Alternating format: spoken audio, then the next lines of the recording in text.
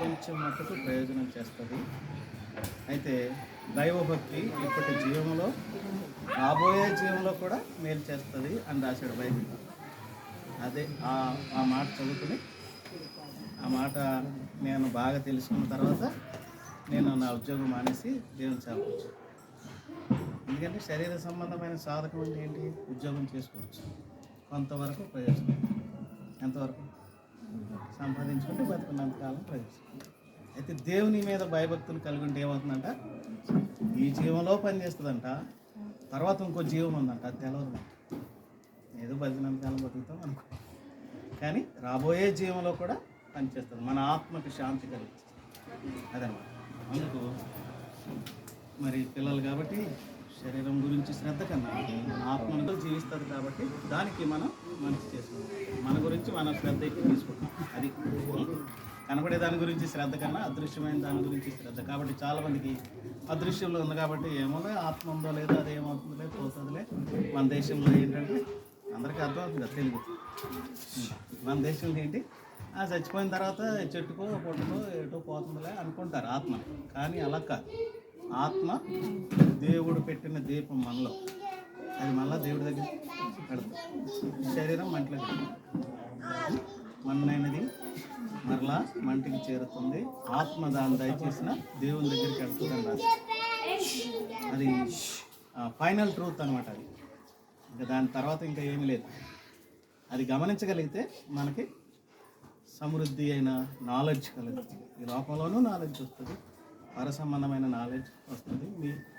మీ దారిలో మీకు భక్తి ఉంటే ఉంటుంది కదా. మా అమ్మ నాన్న ఊరుకోరుగా ఏదో దండ పెట్టమని కూర్చోమని ఏదో చెప్తారు, వాళ్ళకి తెలుసు నాకు చెప్తారు. అయితే ఆత్మను గురించినటువంటి ఆలోచన ఎక్కువ లేదు, శరీరం గురించే ఆలోచన. అందరికి పూజ చేస్తే శరీరానికి ఆలోచన. దేవుడు దండం పెట్టుకుంటే వేళ ఎగ్జామ్ సాయం చేస్తారని దండం పెట్టుకెళ్తాం, అంతే కదా. వెళ్ళి చెట్టు దగ్గర ఎలాగ అనుకుంటే దేవుడు ఏదో చేస్తాడే ఎగ్జామ్లో అనుకుంటాం. కానీ దేవుడు ఎందుకు? ఆత్మరక్షణ కోసమే దేవుడు. ఆ తర్వాత శరీరానికి కూడా ఆయనే రక్షకుడిగా ఉంటాడు. ఆయనే జ్ఞానం, సమస్త జ్ఞానం ఆయన ఇస్తాడంట. కాబట్టి రాశాడు బైబిల్ ఏంటంటే, ఎవరికైనా జ్ఞానం కొదువుగా ఉంటే నన్ను అడగండి, నేను జ్ఞానం ఇస్తాను. జ్ఞానం అంటే లోక సంబంధమైన జ్ఞానం ఉంది, పర సంబంధమైన జ్ఞానం కూడా ఉంది. మనకు అక్కర ఉంటే దేవుడిని అడిగితే దేవుడు ఇస్తాడు. కాబట్టి ఈ ఆలోచన మీ మనసులో పెట్టుకోండి. ఇక్కడికి వచ్చారు కాబట్టి ఎప్పుడైనా దేవుని గురించి కొంచెం ఆలోచన వస్తే చర్చికి రండి, కాసేపు కూర్చోండి, ప్రశాంతంగా ఉంటుంది. కాసేపు మేము ప్రశాంతంగా ఉన్నాము, ఏదో ఒకటి చెప్తా ఉంటాం. అది వెంటనే ప్రశాంతం. వేరే చోట ప్రశాంతం అంటే అక్కడ ఎక్కడికి వెళ్తారు కదా, కొట్టిన కూర్చొని కాసేపు ప్రశాంతం అనుకుంటారు. కానీ ప్రశాంతం ఉండదు, ఎక్కడికి వెళ్తూ ఉంటుంది ఆలోచన. కానీ ప్రశాంతత ఏంటంటే దేవునికి వచ్చిన మాటలు వింటాం, అసలైన ప్రశాంతత. సంతోషం.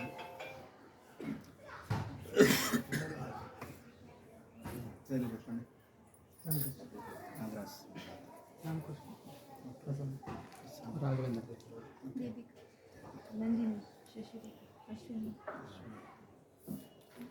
మంచిది, మీ గురించి షేర్ చేద్దాం. లేదులేండి, ఆ లిస్టు వేరే దాంట్లో ఉంది.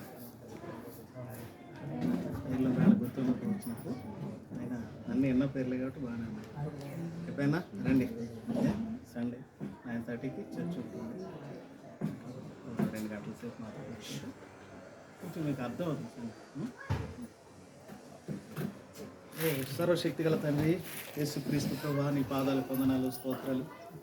ఈ క్రిస్మస్ దినమున లోకంలో నీవు ప్రవేశించి సర్వలోక మానవాళికి గొప్ప రక్షణ సిద్ధపరిచినటువంటి దినం ఇది ప్రభువా. నిన్ను గూర్చి దేవదూతలు ప్రకటించారు తండ్రి. నీవు సర్వోన్నతమైనటువంటి స్థలములలో దేవునికి మహిమ, ఎవరు ఆయనకి ఇష్టలుగా ఉంటారో వారికి సమాధానం కలుగుతుంది అని నిన్ను గూర్చిన రక్షణ సువార్త ప్రకటించారు. ఆ రక్షణ సువార్త ఈనాడు ప్రపంచం అంతా కూడా జ్ఞాపకం చేసుకుంటున్నారు ప్రభువా. లోకంలో ప్రతి దేశంలో కూడా ఈ భూమి యొక్క చివరి ప్రదేశాల వరకు నిన్ను గూర్చిన వార్త వినపడుతుంది. ఈ దినాన్ని ఎన్నో ఆత్మలు రక్షింపబడడానికి, ఎంతోమంది మేలు పొందడానికి ఈ దినం ఒక సిద్ధపరచబడినటువంటి దినంగా ఉంది. నీకు వందనాలు. ఆ దినంలో ప్రభా నీ మందిరావరణంలోనికి, ప్రభా ఈ చర్చిలోనికి ప్రవేశించడానికి ఈ బిడలకు మీరు ఇచ్చిన అవకాశాన్ని బట్టి వందనాలు, స్తోత్రాలు. ప్రభా ఏదో లోకంలో ఉండే ఆ స్థలాలకు ఈ స్థలాలకు వెళ్ళినటువంటి అనుభవం కాదు ఇది. ఏదో ఉద్దేశంతో ఈ బిడ్డలను ఇక్కడికి నడిపించావు. వారందరినీ కూడా మీరు ప్రేమిస్తున్నారు. వారినే కాదు, వారి తల్లిదండ్రులను, వారి తోబుట్టువులను, లోకంలో ఉండే ప్రతి మానవుని మీరు ప్రేమిస్తున్నారు తండ్రి. యేసు అందరినీ ప్రేమిస్తున్నాడు. మరి ముఖ్యంగా తన యందు విశ్వాసం ఉంచిన వారిని ప్రేమిస్తున్నాడు అని రాశావు. అవును ప్రభా, అటు ప్రేమ వీరి విషయమై కలిగి ఉన్నందుకు వందనాలు. బిడ్డలకు కావాల్సిన నిన్ను గూర్చిన ఆలోచన వారి హృదయాల్లో కలుగు చేయండి కోరుతూ వస్తుంటున్నాను. తిరిగి వారి యొక్క ఎడ్యుకేషన్ లైన్లో వారు వెళుతున్నారు, సహాయం దయచేయండి. మరి వారి యొక్క భావి జీవితాలు చక్కని మార్గంలో స్థిరపరచబడినట్లు, చక్కని స్థితిలో స్థిరపరచబడినట్లు, మేలైన దాన్ని ఆశించేటువంటి బిడలుగా చేయండి. ఈనాడు వారేమి మరి చదువుతున్నారో దానిలో ఉత్తమమైన దాన్ని సంపాదించుకోవాలి, ఒక మంచి స్థితిలో నేను ఉండాలి అనే ఆశ వారిలో కలుగు చేయండి కోరుతూ వస్తున్నాను. ఆ విధంగా రక్షకుడిగా క్రీస్తుని నా జీవితంలో కలిగి ఉండాలి అనే ఆలోచన కూడా వారికి దయచేయండి. మీ దీవెన నీ ఇంటి నుండి వారికి ప్రకటిస్తున్నాం ప్రభు. ఆ విధంగా నూతనమైన దీవెనకు పాత్రులుగా చేయండి కోరుతూ ఉంటున్నాం. మరి ప్రభు ఒకవేళ ఈ స్థలంలోంచి వారు విడిచి వెళుతున్నారు, ఆ తర్వాత ఏదో ఒక సమయంలో నిన్ను గూర్చి, నీ మాటలను గూర్చి, నీ మందిరమును గూర్చి వారిలో ఆలోచన రేకెత్తించనని మనవి చేస్తూ ఉంటున్నాను. భూమి మీద నిశ్చితమైతే మరోసారి కలిసి మీ సన్నిధిలో కనబడడానికి అవకాశం దయచేయండి. నీకే సమస్తం అప్పచెప్తూ యేసు నామములో ప్రార్థించి వినయముతో వేడుకుంటున్నాం తండ్రి. ఆమేన్.